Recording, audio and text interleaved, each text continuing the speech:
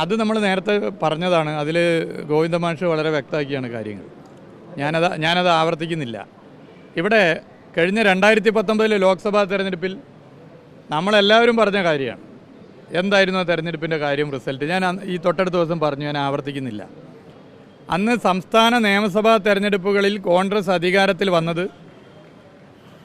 കോൺഗ്രസിന് കേരളത്തിലെ ലോക്സഭാ തെരഞ്ഞെടുപ്പിൽ മുന്നേറാൻ സഹായിച്ചു. രാജസ്ഥാനിലും മധ്യപ്രദേശിലും ഒന്ന് റിപ്പോർട്ട് ചെയ്തവരാണ് നിങ്ങളൊക്കെ.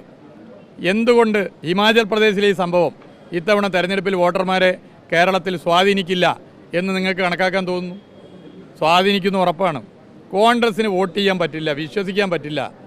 കോൺഗ്രസിൽ പ്രവർത്തിക്കുന്നവർ, കോൺഗ്രസിന് പരമ്പരാഗതമായി വോട്ട് ചെയ്തവർ ഉൾപ്പെടെ ഈ തെരഞ്ഞെടുപ്പിൽ ഇടതുപക്ഷ ജനാധിപത്യ മുന്നണിക്ക് കേരളത്തിൽ വോട്ട് ചെയ്യും. ആരെവിടെ വന്നാലും ഞങ്ങളെ സംബന്ധിച്ചിടത്തോളം ഒരു പ്രശ്നമില്ല. ഈ സിറ്റിംഗ് എം പിമാരെ പോലും ഫീൽഡ് ചെയ്യാൻ വേണ്ടി ഇപ്പോഴും പറ്റിയിട്ടില്ല. കൺഫ്യൂഷനല്ലേ? ഞങ്ങളിപ്പോൾ എല്ലാവരും ഫീൽഡ് ചെയ്തു, ഞങ്ങളെല്ലാവരും ഇറങ്ങിക്കഴിഞ്ഞു. അഭൂതപൂർവമായ ജനക്കൂട്ടാണ് ഞങ്ങളുടെ ഓരോ സ്ഥാനാർത്ഥികളെയും ഫീൽഡ് ചെയ്ത ദിവസം കണ്ടത്. എന്നാൽ സിറ്റിംഗ് എം പിമാരെ എന്തുകൊണ്ട് ഫീൽഡ് ചെയ്യാൻ പറ്റുന്നില്ല? ഒരു ഇലക്ഷൻ സ്ട്രാറ്റജിസ്റ്റിനെ കൊണ്ടുവന്നു, അദ്ദേഹം ഒരു റിപ്പോർട്ട് എടുത്തു. സിറ്റിംഗ് എം പിമാരിൽ മഹാഭൂരിപക്ഷവും അത്ര പെർഫോമൻസ് ഇല്ല. അപ്പോൾ അതിൻ്റെ മുകളിലുള്ള ചർച്ചയാണ് ഇപ്പോൾ നടക്കുന്നത്. പെർഫോമൻസ് ഇല്ലാത്തവരെ നിർത്തണോ നിർത്തണ്ടയോ, ഇനി ഇവിടെ നിർത്തണോ വേറെ എവിടെയെങ്കിലും മാറ്റി നിർത്തണോ എന്നൊക്കെയുള്ള ചർച്ചയാണ്. അപ്പോൾ ഫസ്റ്റ് റൗണ്ടിൽ തന്നെ കോൺഗ്രസ് പിറകോട്ട് പോയി എന്നുള്ളതാണ് ഇതിൽ നിന്നും കാര്യങ്ങൾ മനസ്സിലാക്കുന്നത്. അല്ല, എനിക്കിപ്പോൾ കെ സുധാകരനാണോ എക്സ് ഓർ വൈ രാഹുൽ ഗാന്ധിയാണോ എന്നുള്ളതൊന്നല്ല എന്നെയോ ഞങ്ങളെയോ സംബന്ധിച്ചിടത്തോളം പ്രശ്നം. ഇതൊരു രാഷ്ട്രീയ പോരാട്ടമാണ്. രാഷ്ട്രീയ പോരാട്ടത്തിൽ ഇത്തവണത്തെ തെരഞ്ഞെടുപ്പിൻ്റെ പ്രത്യേകത BJP വീണ്ടും അധികാരത്തിൽ വരരുത്. BJPക്കെതിരെ ശക്തമായി ശബ്ദിക്കാൻ കഴിഞ്ഞ തവണ വിശ്വസിച്ച് വോട്ട് ചെയ്ത UDF എം പിമാർക്ക് സാധിച്ചിട്ടില്ല. അതുകൊണ്ട് ഇടതുപക്ഷത്തിൻ്റെ അംഗബലം വർദ്ധിപ്പിക്കണം. BJP ഇതര രാഷ്ട്രീയ പാർട്ടികളെ കോർത്തിണക്കാൻ ഇടതുപക്ഷത്തിൻ്റെ അംഗബലം ശക്തിപ്പെടുത്തണം. ഈ ഒരു കാഴ്ചപ്പാടാണ് കേരളത്തിലെ ജനങ്ങൾക്കുള്ളത്. അത് വോട്ടിങ്ങിൽ പ്രതിഫലിക്കും. അല്ല, BJP രാജ്യസഭയിൽ വിജയിച്ചതിൽ ദുഃഖിക്കുന്നവരാണ് ഞങ്ങൾ. എന്നാൽ BJP ഹിമാചൽ പ്രദേശിലെ രാജ്യസഭയിൽ വിജയിച്ചതിൽ സന്തോഷിക്കുന്നവരാണ് പല കോൺഗ്രസ് നേതാക്കന്മാരും.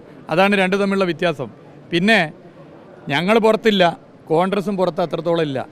ഓരോ സംസ്ഥാനത്തും BJPയെ നേരിടുന്ന പ്രധാനപ്പെട്ട രാഷ്ട്രീയ പാർട്ടികൾ എടുത്തു പരിശോധിച്ചാൽ നമുക്ക് കാണാം. UP ആയാലും മഹാരാഷ്ട്രയായാലും ബീഹാറായാലും പശ്ചിമ ബംഗാളായാലും തമിഴ്നാടായാലും ഇന്ത്യയിലെ 300ഓളം സീറ്റ് വരുന്ന സംസ്ഥാനങ്ങളെ ഞാൻ ഇപ്പോൾ പറഞ്ഞത്.